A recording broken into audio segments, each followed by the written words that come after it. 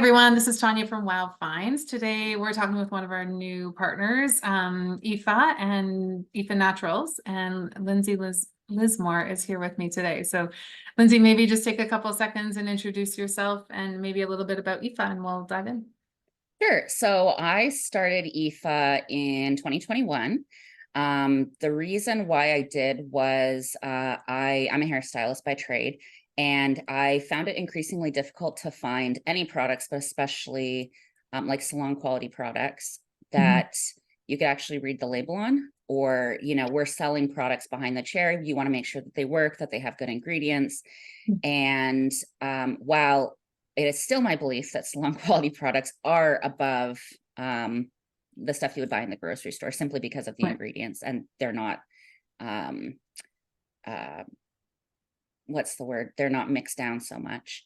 But yeah, I just found it kind of increasingly difficult.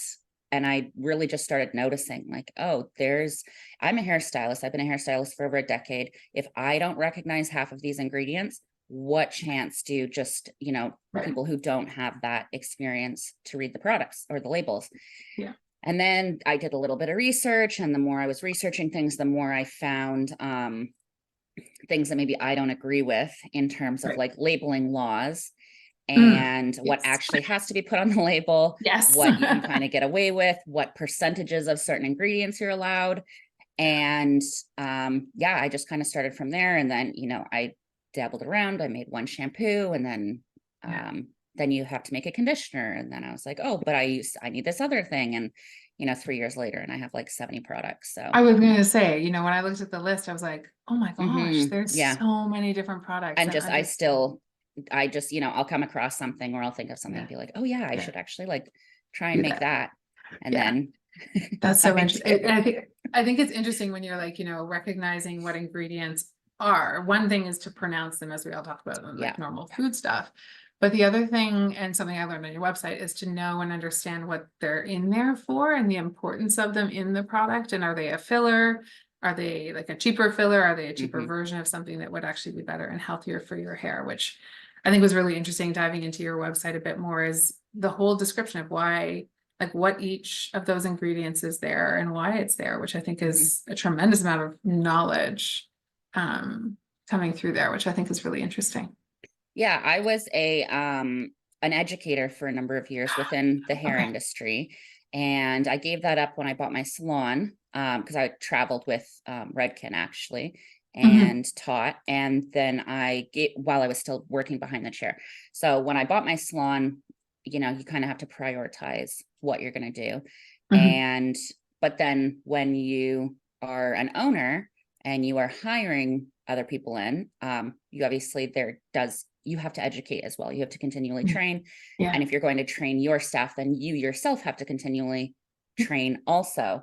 And so I think it's really important for everybody to have at least a base understanding of anything that they're kind of dabbling in. Yes, if you get your hair done, if you sit in my chair, I don't expect you to understand the colors I'm using, why I'm using them, how I'm gonna, lighten your hair, whatever. But at least to have a discussion of like, hey, this is what I'm doing. And, this is what warm means. This is what cool means. This is what, how to make it more blended, or this and that. Interesting. Yeah. So that you just have an understanding of what is going into something, because if you don't know when something is not going to mesh with your beliefs or what you want something to look like or what you want to use or whatever it is. So with Aoife, I wanted it to be very clear that one, you don't need any education to pick up the product and read the label. You'll know I can think of like 2 or 3 different ingredients that a normal person wouldn't recognize. Also, because I put in brackets what the normal, the actual, because of course you have to list the INCI name, but then I was like, no, it needs to be that somebody could know, hey, this means avocado oil. And then, of course, with the website, exactly. And then with the website, it was like, I want to make sure that one, what's going in it, and 2, why I'm choosing it, especially because I use so many different ingredients. I I kind of shot myself in the foot a little bit with that. Yeah. But, you know, like, and to be honest, like, I'm the one, I formulate everything, I make everything, it's me. That's so cool. But if you were to ask me what ingredients are in a certain product, I probably couldn't tell you because I have so many products and I don't remember. So it's really good for me to have to do the research to do the write-up so that you can read them and understand, because it solidifies that knowledge for me. And then also it gives me a great resource to go, yeah, why do I, you know, there's some ingredients that I use more. So I know avocado oil, for instance, I use in a bunch of stuff. So I know specifically why, but some of the other ingredients that I use, I don't use them quite as much. Yeah. So I know that I did the research as to why that ingredient is in that product, but I don't necessarily remember why I did it. So in all 70 of your products? Exactly. So it's a great resource for me too, to go like, oh yeah, why do I use this one thing? Oh yes, this is why. So right. Yeah. That's so that's how I got involved. I guess how you got involved, but like the inspiration behind, like, I guess, finding something that you truly believed in, and that the labeling things. I'm diving a bit into like the dog food side of things and seeing and understanding what's allowed on the label and what that actually means, and how we as consumers can interpret it is amazing. And it sounds like it was kind of the same on the hair side as well. Yeah. No, that's super interesting. The name, how did you come up with it? So it's actually created, sorry, my cat's kind of trying to jump over here. I originally, so when I decided to create Aoife, I had reached out to a friend of mine, a nail tech, and asked her if she wanted to be involved. And she had initially said yes. She very quickly had to remove herself because she had family obligations and things like that. But when we were creating the name, I wanted something that was representative of both of us. And I have Irish heritage, and so does she. So I was just, you know, unless you've ever had to come up with a name for something, you don't realize just how hard it is. Incredibly difficult. Yes, it's incredibly difficult, and it takes so much time. And, you know, like you second, third, and fourth guess yourself. Yes. But I had come across, I was kind of just putting in like different things about her and and I come across the Gaelic word Aoife. And I really liked it because it meant radiant or beauty. And I thought, okay, well, that really like plays into the brand and what I want the brand to represent. And I just thought, this is a really nice, it sounds nice. Nobody knows how to pronounce it unless I tell them. But actually, I've had like two people who had both teachers actually, and they had students that had that name, so they knew. But yeah, it was just a Gaelic word that kind of represented both of us. And I thought, this really just kind of embodies, I just felt like this kind of embodies what I want this brand to kind of represent. I think it's really interesting that you're like, how difficult it is, but when you find it, it's there. Yeah, it just fits. It does. Like to me, there's all the second guessing, but it's like our kind of Chris and I's parent company, we call F cubed. And there's lots of things around F dash cube that's like, oh, okay, is that right? But it's family, friends, and financial independence. And it's like, but as soon as we came up with it, it was like, oh, okay, well, that makes sense. But forever, we often sit at Subway and have conversations about business stuff. And that's where we plan everything. And it's like, we had such a long conversation about it. I was like, oh, well, there it is. Yeah. But it takes a bit to get there. For sure. So you formulate everything yourself. What challenges have you found with that? I can only imagine. So with formulating specifically, the amount of hours that even just like to just get started, because, you know, it's one thing to go, I actually kind of what I wanted to initially do was I actually wanted to make my own color line.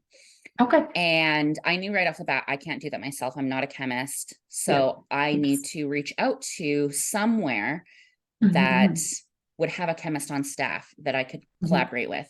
And so off-labeling companies. And so I'd reached out to a bunch of them, and nobody had one. And actually one gentleman who had been in that company for 35 years said to me, I've never had somebody ask this. And so at that point I thought, okay, so this is not going to work, especially if I I don't have $1 million or $2 million to invest in this. And in order to access what I need to access to do this, I need that type of money. Yeah. And so then I kind of went, okay, well, that's not going to work. But from doing that research, I realized like, oh, okay, but I can make some of my own products. Mm-hmm. And so it's not my ultimate goal, but at least it's kind of moving me down the line. And so that's kind of where that started. So then, of Mm-hmm. course, more researching, because at that point I was like, okay, but I don't like, if I don't need to reach out to another company or to do any of that, then I'm not going to. And the only reason I did specifically was because, again, I'm not a chemist. Chemistry. But to make shampoo and conditioner, I was like, okay, well, I don't need someone with a degree to be able to do that. Yeah. And so it was hours upon hours upon hours of researching, and then starting and going, okay, well, let's kind of see how this goes. And it was not great to start. It was definitely like, okay, so I clearly don't know what I'm doing. But one, I'm smart. Two, I'm creative. And three, I was committed. And so with that, it was like, okay, 3 things you need as an yes, entrepreneur. exactly. And one lesson in life. yeah. And so I just kind of was like, okay, well, let's try again. Yeah. So the first thing I think that I successfully made was Castile soap. And which is one of the easier things to make if you have the proper ingredients and the proper, like utilities. And then it was just kind of trying it out and going, okay, this isn't working. So what am I missing? My first conditioner had no emollient in it or binder to bind oil and water together. Right. So when I first tried it, and I have fine hair, and it was like, oh, I'm just putting straight oil. This is not what a conditioner is supposed to feel like. Right. So of course, more research. Okay, now I figured out the missing ingredient. And then voila, I had conditioner. So it was really about, it was a lot more work at the beginning in the sense of formulating, because I'm starting from scratch and I don't know anything. Now I'm 3 years in and I can go, oh, okay, I know how to make this concept of conditioner, or this concept of lotion. And now I can fiddle around with the ingredients to go, okay, I want it to be a little heavier. I want it to be a little softer. I want there to be more protein. I want there to be more moisture, like whatever it is. Right. But I have the understanding of how to make a lot of those products now. Doesn't mean I make them good on the first batch, because I don't. But I at least can. That's so cool. Finagle with it a little bit easier. That's super. My background is science, so it's really interesting to kind of really understand the importance of it, even if it's the tiniest little bit, to get things to cohesively come together, and then understanding the importance of them, but then also staying true to your dedication to all natural products and things like that is also, how do you find that exact right natural product from the right source, and sourcing things in the time that you were developing would have been yet another challenge, I'm sure. That's a lot of work. Yeah. And then changing, I'm sure at times you've had to change sources too, and then that must also affect how it plays in your formulations as well. I know, for sure. Who do you find are like your typical customers? Who have you been?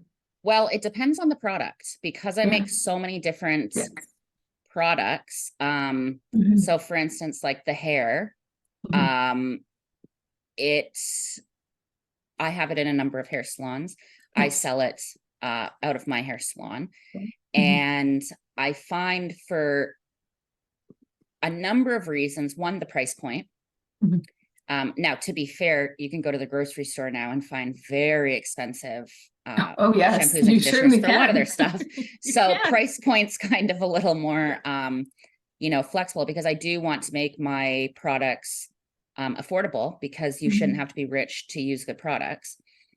And that is something that is a little bit more prevalent in the salon industry, because I do know a lot of different products within the hair industry, and some of them, the price point is higher than it needs to be, or that it should be. For sure. Because there is that assumption that, like, if it costs more money, then it's better, and that's just not true. Absolutely. Some it is. It used to be, I think, more true not so much now. Because companies just charge more because they want to make more. Artificially. Yeah. Exactly. So I want my price point to be reasonable, but I'm also using much better ingredients in a lot of places. I'm also not a big company, so my cost for the ingredients is not the same as a large company that's ordering a lot in bulk. So it's a lower price point.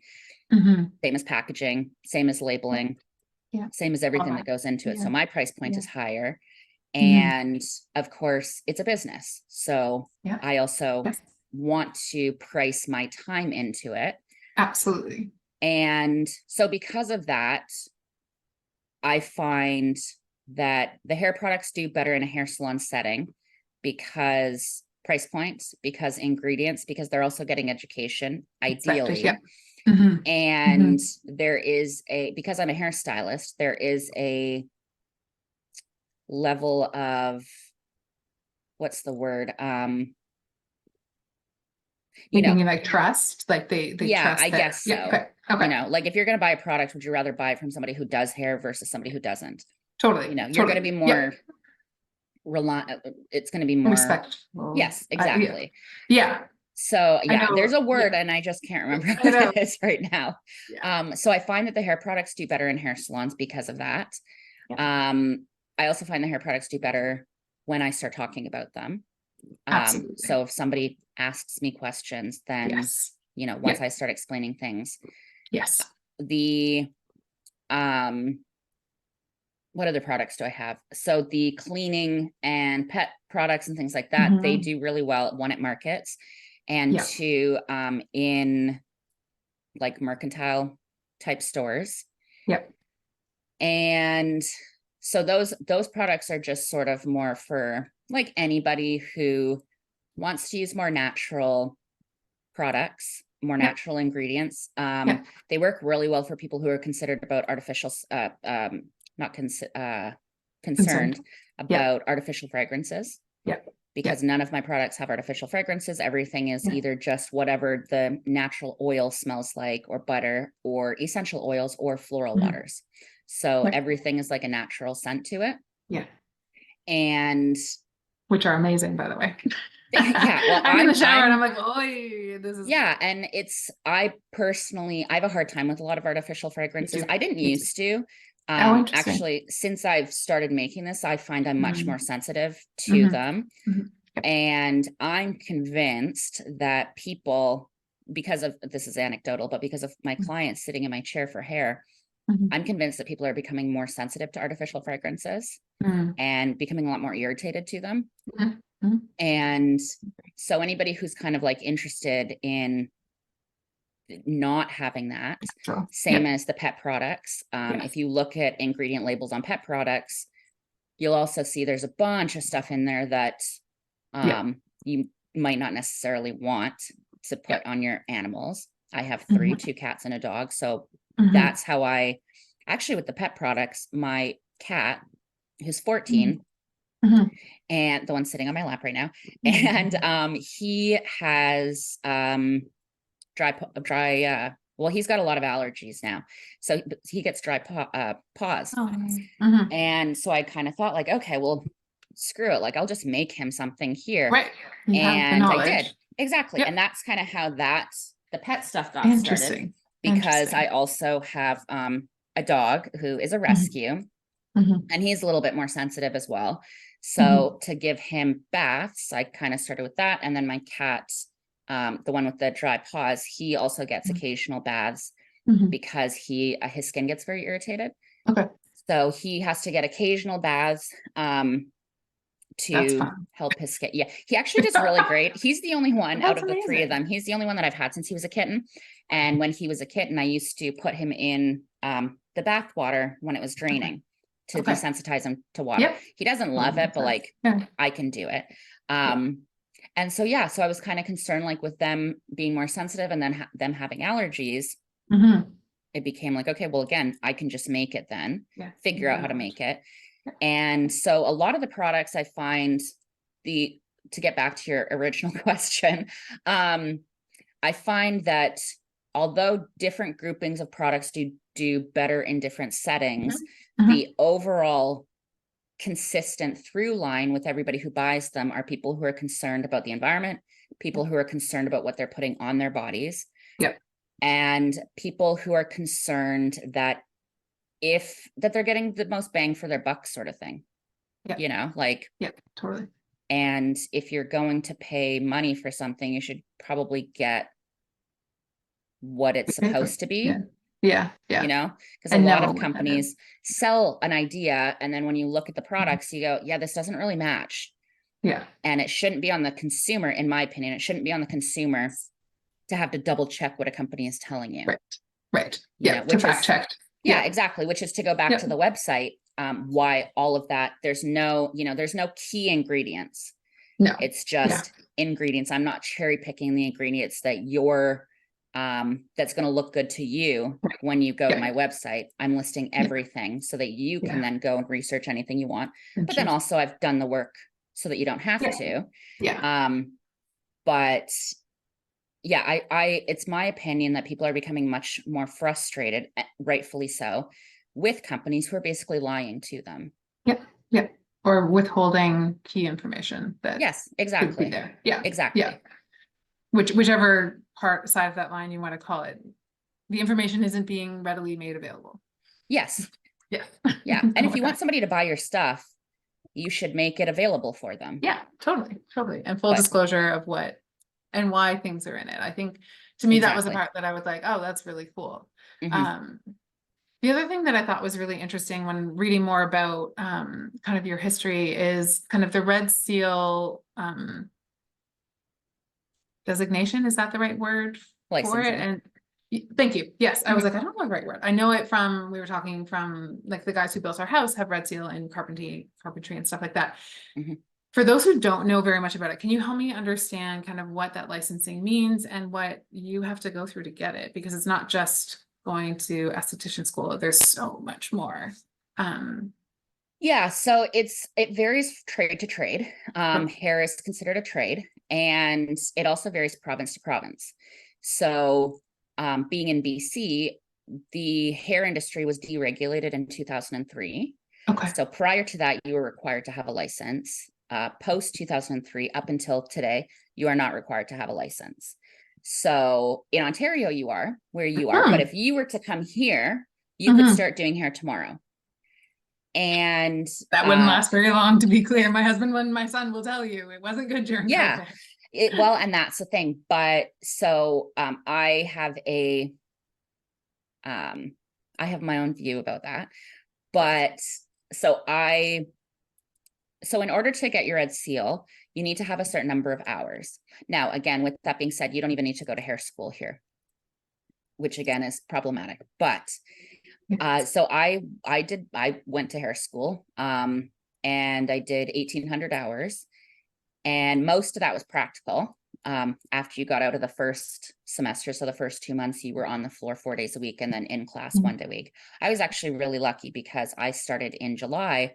So a little bit before halfway through my program, the other 2 people that were in my program, because there was only 3 of us, they dropped out.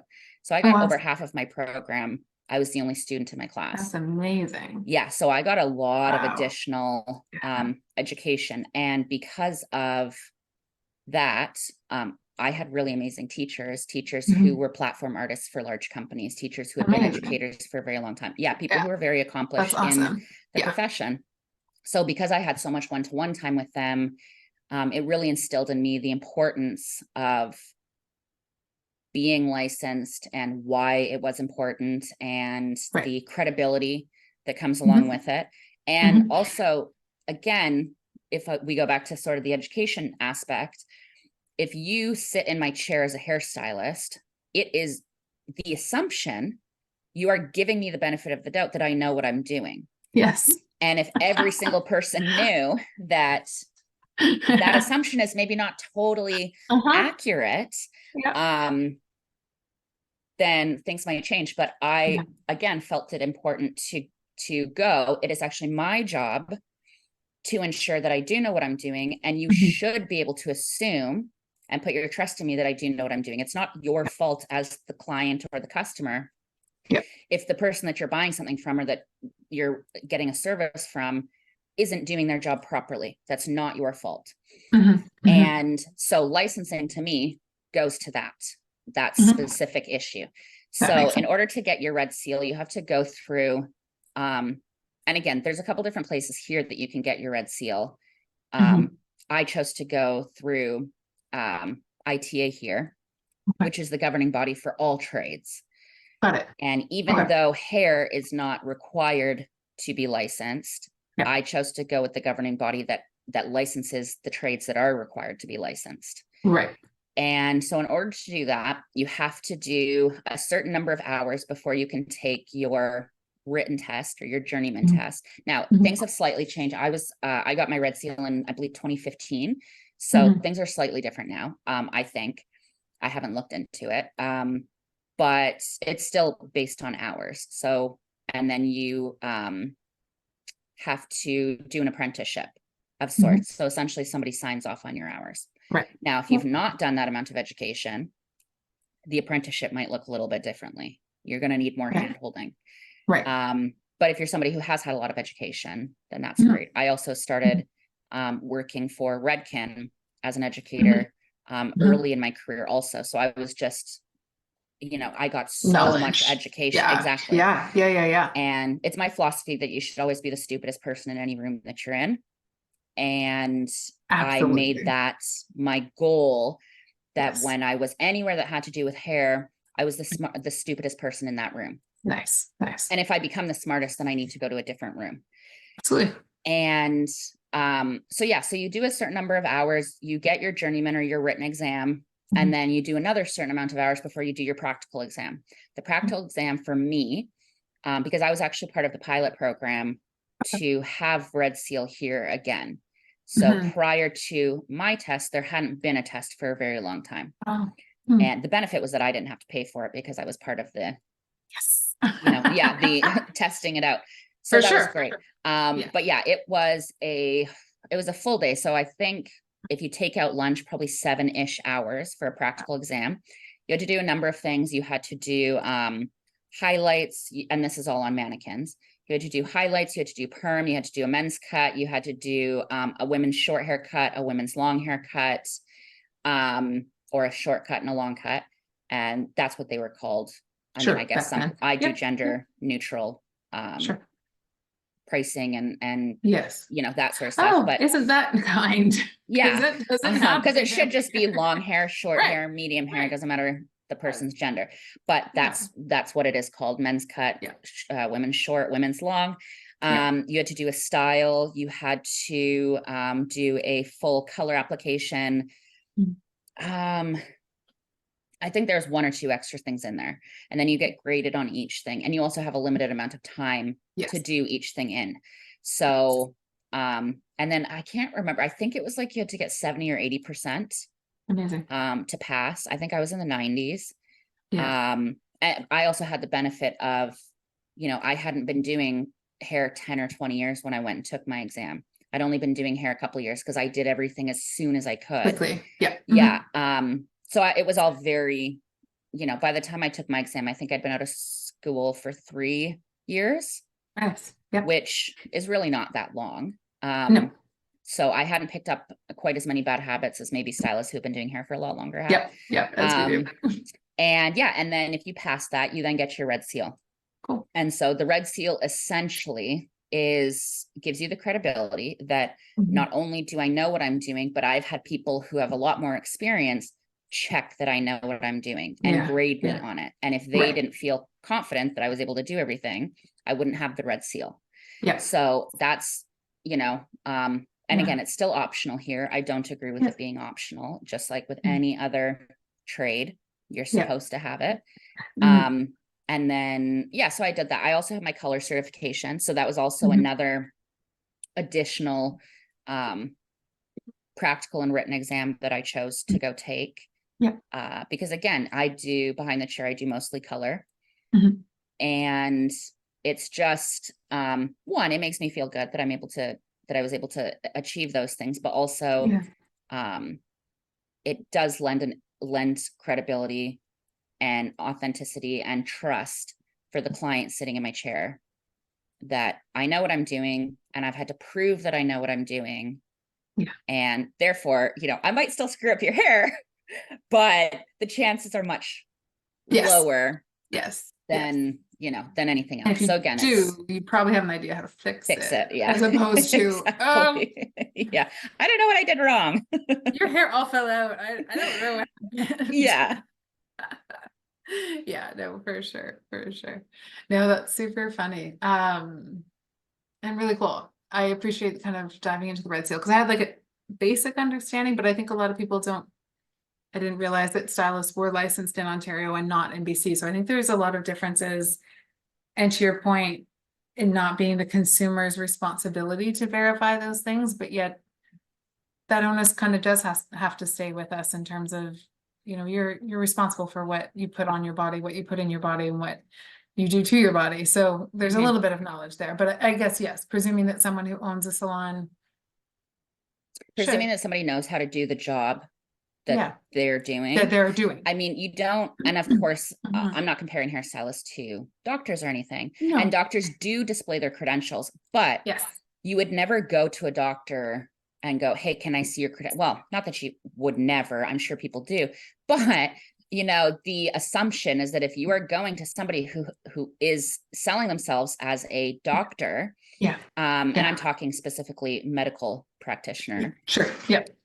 You would assume then that they have the education to be doing said job. And I think that, again, it is, if you're choosing to do a job, it is your responsibility to ensure that you know how to do it properly. It is nobody else's job to make sure that you know how to do it properly. And specifically, cutting, not so much of a big deal. I mean, again, you can give somebody a very bad day or 6 months or a year with a bad cut. Or, you could cut an ear or something like that. But when you're working with chemicals, and specifically some of the chemicals that we work with, you can give somebody 3rd-degree chemical burns. Yes. Easily. If you're not paying attention or you don't know what you're doing. Absolutely. And that is wrong. And if you sit in my chair and I'm working with chemicals, the assumption is that I'm not going to give you a chemical burn. Yeah. And again, that isn't to say that somebody couldn't have their red seal or their journeyman and still do that. Yes. Because everybody can make mistakes. Exactly. I mean, that's a big accident, one that you'd have to ignore for a very long time to do. Yes. But regardless, right? So the assumption, and whether or not we can live our lives based on it doesn't matter. Like, I mean, it doesn't matter. In my opinion, it should be my responsibility to make sure that I know what I'm doing, especially if I'm charging you money to do it. Yeah. It shouldn't be on you. Now, that's not necessarily the world that we live in all the time, but that's how I want to live. That's how I want to move through the world. So that's how you live your life. Those are your morals. Also, the other just thing about the red seal that I forgot to mention is it's a lot easier to move in Canada. It's a lot easier to move province to province. When you have a red seal, you can challenge it. If I don't have a red seal and I go to a different province, do you have to relicense? Yes. Wow. I didn't realize that. It could be a lot more difficult. Whereas, like most provinces I can go to and I just kind of get grandfathered in sort of. And the other caveat for BC is they will eventually bring back the red seal as mandatory. I don't know when, but they will. And so if I already have mine, I'm grandfathered in. So I'm not in a position where I've been doing hair for 20 years and then have to go take this test. That's very much based on like what you do in hair school. Right. That you might not necessarily do everything like that anymore. Exactly. So I'll get grandfathered in. Right. That makes sense for sure. Benefit to it. Yes. Definitely. No, that's super, super interesting. Because I know that was one thing that when I was looking for different hair products for Wow Finds was really, to your point, finding someone who knew about hair, knew about what they were doing, but how do you know that? But I think that red seal is that trusted mark that, you're not going to, again, I have to trust that you have it. But you know what I mean? Like, but there is a level of credibility that comes with that. And I think that speaks highly to kind of the products that you then put your name behind. Because again, we don't put our faces and our names behind things we don't believe in and that don't kind of sit well with us. Right. Yeah. No, super interesting. Anything new, different in the works for Aoife that It's on the go or just? Oh, I'm constantly creating new products. Yeah. I made one last night, actually. Oh, fun. Yeah, I made a scalp oil. So yeah, Ooh. I'm constantly, I'm just currently launching my skincare line Mhm. that is small to start with. Yeah. Actually, one of the products I made like 2 years ago, and because I have eczema and rosacea, and I wanted to try and figure out something that could get rid of it. And I don't mean like, I'm not curing it, but No, where you don't see it. it doesn't affect you. Exactly. If you Yeah. keep using Yep. those products, your skin is getting enough moisture that it Mhm. doesn't need to be so dry. And so I actually did create one. I had given it up to some people who had eczema to test. It works. Mhm. I got them to Mhm. take pictures before and after and stuff. Mhm. And then I got kind of sidetracked because at that point, I was also still running my salon. Right. And we were going through COVID. And so there's only so much time in the day. Yeah. And so Humans and recently, all. exactly right. So With their recently pause I was like, buttons. oh, I need to make some of those skincare products again. And so then it's you make one and you make two, and then you end up. So currently I have 3 cleansers. So a water cleanser, cream cleanser, and an oil cleanser. Mhm. I have a toner, I have an eye cream, and Mhm. then I have 2 moisturizers. So the dry skin moisturizer is specifically is the eczema one. Yeah. Yeah. So work for anybody who has very dry skin. And then the light Mhm. moisturizer, which actually I use also because it's still very moisturizing, but Mhm. it's just kind of a different Feel. texture. Yeah. They're both neither one of them are like heavy in a traditional sense, but one definitely, like the dry skin, has more moisture in it. Mhm. And so yeah, so I'll continue adding to that. And then Cool. again, I come across something online, or I hear somebody Mhm. say something, or I have a client ask me a question, and then I'm like, oh Mhm. yeah, okay, cool, Ding. I should figure out how to make that. That's so um cool. yeah, sometimes I get very frustrated with myself, so I'm like, okay, stop making stuff, especially when I'm filling large orders, going, Yeah. okay, so this is Oh, so much different stuff that I have to make. yeah. Yeah. I love it, Yeah. but and I love doing orders, and I love because most of Mhm. my products are made, like, they're very small batch. I say, are they made to So order almost? I'm for curious. Yeah. most of them, yes. Cool. That's really cool. There's some things that can't be, Yeah. but like the soaps and stuff like that, but pretty much Yeah. everything is made to order. Wow. That's cool. Yes. So it's very time consuming. I love doing it, and I don't actually regret having so many products, but Yeah. there is sometimes where I'm like, really, Lindsay, like, Did you you do just that to had to yourself? make so many, Yeah. Yeah. especially if I'm doing a market or something and I want to have my Yes. full line there. Yeah. I run out of room on the Oh, table. totally. And We of we course I'm have not the going to, same like, problem. Chris and I talk yeah, about it all the time. We're like, how do we present these also in a cohesive way too? yes. Because it's like, is it by hair products that we have, or is it by like partners that we work with? Like, Hmm. what's the best way for people to kind of be able to consume the Yes. marketing that we're kind of putting forward? It's a Hmm. really interesting challenge that Hmm. that we face. That's only a snippet of what you face. Yeah. That's all that we face. But the formula, to me, that part's so interesting and so kind of cool that they're kind of handmade. And I think about like our orders, and like I got the conditioner and then you and I talked, and it was like, okay, it's a little bit thick, and it was like simply just add a little bit more water, and it literally added water, set it overnight, and it was like perfect. It Hmm. was the perfect consistency. And I was like, interesting. I did That, like, and it's interesting that cool. you say that and that you bring that up, Yeah. because because you're making them and I follow recipes, obviously, Yeah. Yes. but because you're doing them handmade, it's the little caveat that people will put around of, like, not everything's always going to look exactly the same. Yep.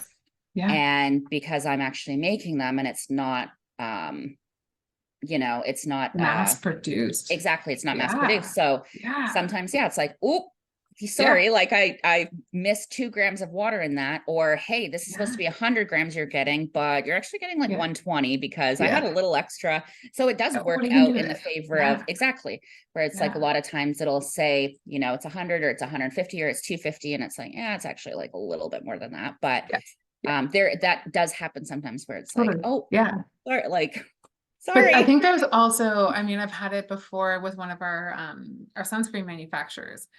She makes like chapstick with sunscreen in it. and she lived in Ontario, and that recipe worked fantastic in Ontario, and she moved out to Kelowna where it's much drier. Yeah. She won't sell it out there. Yeah.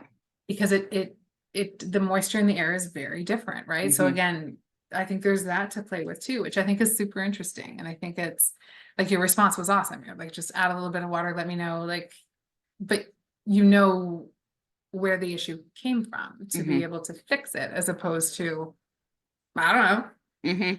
Yeah. So no, I appreciated that for sure. And yeah, no, it was super interesting. I was like, there's no way the water's gonna like absorb into it. And yeah. I didn't even have to sit and mix it. I just left it overnight and it was perfect. Perfect.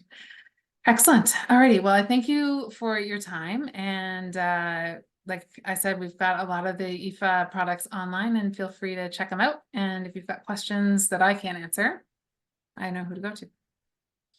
Thanks for having me. Yeah, absolutely.